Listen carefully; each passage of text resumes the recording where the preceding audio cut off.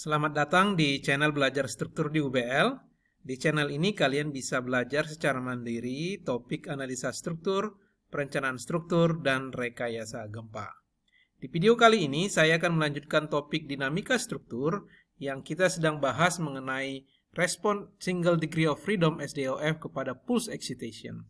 Saya bahas di video sebelumnya bahwa pulse excitation ini berkembangnya dari gelombang kejut yang dihasilkan ketika ada suatu ledakan menimpa sebuah objek dan bentuknya kurang lebih seperti begini gelombang kejut tersebut. Dan kemudian kita akan dekati dia menjadi beban segitiga, rektangular, atau half cycle sign agar lebih mudah pengerjaannya. Dan khususnya untuk yang dua ini juga bisa lebih disederhanakan lagi. Rectangular sama triangular pulse itu adalah rangkaian dari step force dan ramp force. Dan ramp force tadi juga, step force dan ramp force bisa disederhanakan juga menjadi impulse force. Jadi saya akan bahas mulai dengan impulse force dan kemudian ramp force dan step force di video kali ini. Gitu ya. Oke, coba kita mulai dengan impulse force. Jadi di video ini banyak sekali juga perhitungan matematis. Jadi saya akan sedikit lebih lambat supaya kalian bisa benar-benar bisa menyelaminya dan memahami makna di setiap hitungan-hitungan matematika tersebut. Kita mulai dengan respon SDOF kepada impuls. Jadi impuls itu adalah sebuah gaya yang tiba-tiba muncul dan relatif besar dan kejadiannya sangat cepat. Jadi kalau kalian lihat plot ini, gaya terhadap waktu di waktu 0 misalkan. Di awal itu belum ada gaya sama sekali. Dan tiba-tiba muncul mendadak gaya sebesar ini, magnitud tertentu, dan kemudian berakhir. Itulah namanya impuls. Jadi struktur itu dikejutkan oleh beban tersebut. Ya, kalau kita kembali kepada fisika dasar itu seperti momentum yang tiba-tiba datang yang sebelumnya tidak ada.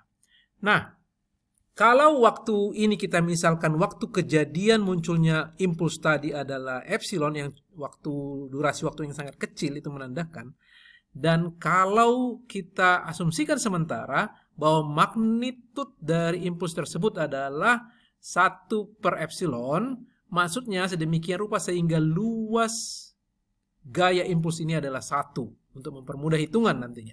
Itu namanya unit impuls. Jadi gaya impuls yang besar gayanya satu satuan gaya. Kurang lebih begitu pemahamannya. Nah, karena waktunya itu epsilon itu sangat-sangat kecil, sepersekian detik, jadi itu sama seperti kita memberikan kejutan kepada benda tiba-tiba, spring sama dampernya, kekakuan sama damping absorpsinya ini tidak sempat bekerja. Tidak sempat bekerja, hanya gaya itu diberikan kepada masanya yang membuat dia bergerak. Jadi itu artinya apa? Itu artinya itu seperti konsep yang sudah kita bahas di free vibration. Jadi impact tadi itu seperti initial conditionnya, initial velocity kepada single degree of freedomnya, dan displacement awal mula-mulanya 0. Jadi inilah kondisi mula-mulanya. Kondisi mula-mulanya sebelum impuls itu ada pada durasi ini itu adalah bendanya diam, SDOF-nya diam, ya. Itu makanya initial condition-nya. Lalu kemudian tiba-tiba ada velocity. Jadi ini kalau kalian ingat dari fisika dasar kan, momentum itu kan massa kali kecepatan. Kan gitu. Nah, tapi kecepatan ini kita di sini pakai U single dot seperti begini.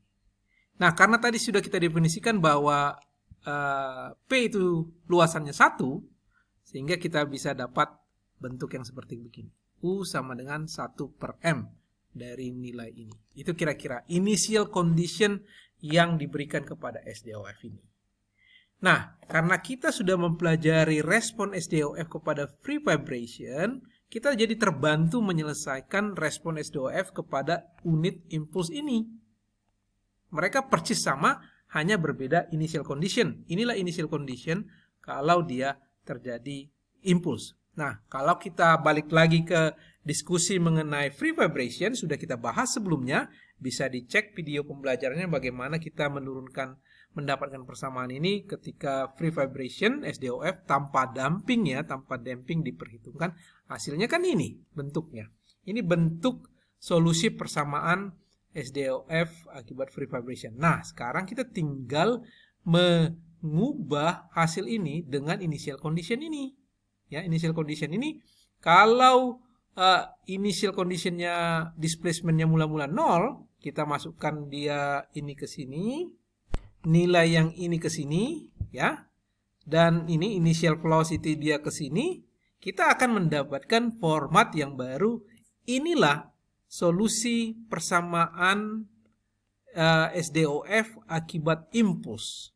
Ya, ini yang kita peroleh dari penyederhanaan free vibration ya, dengan berbeda initial condition. Nah, kalau kita plotkan kurang lebih respon SDOF akibat unit impuls adalah seperti terlihat di grafik ini. Nah, kalau kalian perhatikan di sini tidak terlalu jauh bedanya antara kondisi yang memiliki damping ataupun tidak memiliki damping. Makanya di sini pembahasannya hanya untuk yang tidak memiliki damping saja ya, kalau dibandingkan dengan undamp sama damp. Jadi begitu kira-kira responnya SDOF akibat unit impuls. Nah, berdasarkan pemahaman yang ini ya, ingat di sebelumnya saya bilang bahwa unit impuls itu kalau dijumlah-jumlahkan dijumlah-jumlahkan itu akan menjadi tahapan dasar kita untuk memahami bagaimana step force dan ramp force itu bekerja. Jadi kalau misalkan, nah, jangankanlah step force atau ramp force, acaklah dulu misalnya, bentuknya acak seperti begini, ya. Dan kalau kita cacah-cacah dia bagian kecil-kecil gini, dan yang kecil-kecil itu satunya itu adalah impuls, jadi respon keseluruhan akibat arbitrary force seperti begini itu adalah gabungan dari berbagai impuls. Jadi kalau misalkan yang kecil ini satu, ini impuls pertama, responnya misalkan seperti begini. Lalu sepersekian detik kemudian muncul impuls yang kedua, responnya begini. Dan seterusnya, sampai akhirnya seluruh gaya ini sudah dicacah dan kita akan totalkan responnya seperti ini. Jadi dengan konsep itu namanya adalah kalau di matematika dari persamaan diferensial itu namanya convolution integral. Itu dikenal dengan orang yang pertama mengutarakannya itu Duhamel. Makanya dibilang ini Duhamel integral. Jadi kalau ini adalah yang sudah kita bahas di slide sebelumnya, ini adalah respon SDOF terhadap satu impuls, satu unit impuls. Nah, kalau sequence of impulse, berbagai series of impulse itu diselesaikan dengan convolution integral, akan dapat formatnya seperti begini. Ada tambahan integral dari impuls tersebut dari 0 ke T. Inilah kira-kira memahaminya. Jadi kira-kira kita melakukan integral di bawah pengaruh arbitrary force tadi. Itu yang akan kita gunakan untuk menyelesaikan respon SDOF kepada step force, ramp force seperti begini. Itu yang mau saya bahas selanjutnya, ya. Oke, kita sekarang masuk kepada respon SDOF akibat step force seperti begini, ya. Jadi ini dia skematiknya. SDOF-nya di sini ingat tidak ada dampingnya diabaikan di sini. Hanya ada spring dan mass, dan bebannya adalah step force sebesar PO diibaratkan ini tiba-tiba ada dan dia konstan seperti ini ya. Bagaimana sih penyelesaian SDOF-nya? Jadi ini ingat dari slide sebelumnya itu adalah cara mendapatkan respon menggunakan convolution integral atau Duhamel's integral ini dengan kita memsubstitusikan fungsi gayanya ini P sebagai fungsi waktu kan adalah PO konstan dia. Jadi kalau dia konstan ke sini, ini karena dia tidak berubah sebagai fungsi waktu, ini bisa keluar dari integral sehingga kita hanya mengintegralkan bagian sinusnya ini. Jadi seper MWN PO saya tarik keluar jadi integral dari 0 ke T sin WN ini ya. Nah, kalau ini diselesaikan integralnya, ya, ini akan dapat format seperti ini pada akhirnya. Kalau kita selesaikan integralnya ini, saya rasa integral dari sin tidak terlalu susah kalian pahami. Tapi walaupun nanti kira-kira masih membingungkan bagaimana dari integral ini ke sini, silahkan di komentar ditanyakan. Nanti akan saya provide informasi detailnya mengenai proses integrasinya itu ya. Nah, anyway, jadi setelah kita proses integral ini, dapatlah kita solusi respon SDOF akibat step force seperti ini. Ini hasilnya, PO per K dikalikan satu fungsi kosinus ini ya.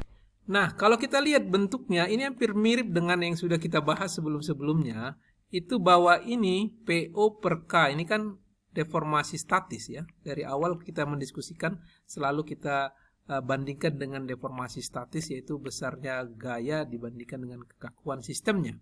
Dan kalau kita bawa dia ke sebelah kiri ya, kita bandingkan ini efek dinamiknya, dibandingkan dengan U statiknya ya, kita akan mendapatkan persamaan yang ini saja, 1 kurang cos ini. Dan itu kalau kita plotkan, itu akan mendapatkan hasil kurva seperti begini.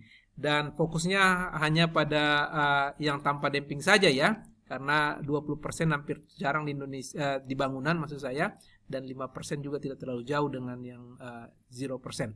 Nah, terlihat di sini apa yang penting kita dapatkan dari pembahasan step force ini, respon SDOF pada step force. Kalau kita lihat ini kurva membandingkan dynamic terhadap statik.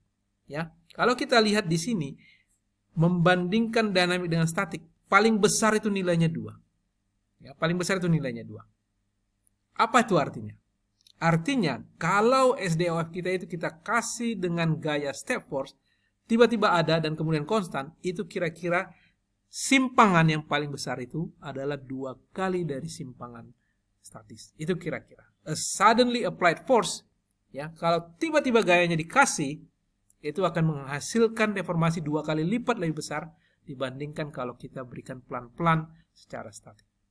Itu kira-kira yang penting kita pahami dari step force. Oke, bisa paham ya? Nah, dengan itu kita sekarang lanjut ke pemisalan yang lain. Kalau dia ramp force, ya, kalau dia meningkat seperti begini, ya, meningkat dari nilai 0 dan kemudian meningkat sampai nilai tertentu, dan tentunya ini secara teori bisa meningkat ke sana terus, tapi ya kita bahas sampai nilai TR tertentu misalkan gitu ya. Dan dengan cara yang sama juga kita mengambil integral convolution yang tadi yang sudah kita pelajarin tadi, ini kita menggantikan nilai PO ini dengan nilai PO sesuai dengan ramp force ini, yang nilainya adalah PO dikalikan dengan T tergantung dari nilai TR-nya ini. Sampai sini kita fokusnya gitu ya. Dan kalau itu dimasukkan ke sini dan kita melakukan proses integrasi, kita akan mendapatkan hasil seperti demikian. Jadi respon SDOF kepada ramp force adalah ini hasilnya, proses integrasinya, dan ini adalah statik, deformasi statis juga, PO per K tadi sama seperti yang tadi. Ya, nah, dan lagi juga kalau kalian pengen tahu dari mana sih proses mendapatkan dari integral ini menjadi begini, silakan di komentar, nanti akan saya coba provide detail integrasinya ya. Jadi dan hasil yang dilihat dari ramp force ini kelihatan bahwa deformasi dinamik itu akan mengikuti polanya gaya juga. Kalau gayanya meningkat, juga deformasi dinamik itu juga akan mengikuti nilai tersebut. Jadi kira-kira itu yang bisa saya sampaikan di video kali ini, dan selanjutnya akan saya bahas mengenai respons SDOF kepada bentuk seperti ini. Ini sebuah exercise saja, bagaimana kita menggabungkan pemahaman yang dari step force dan ramp force untuk mendekati persamaan ini. Oke, sampai ketemu di video pembelajaran selanjutnya. Terima kasih buat perhatiannya.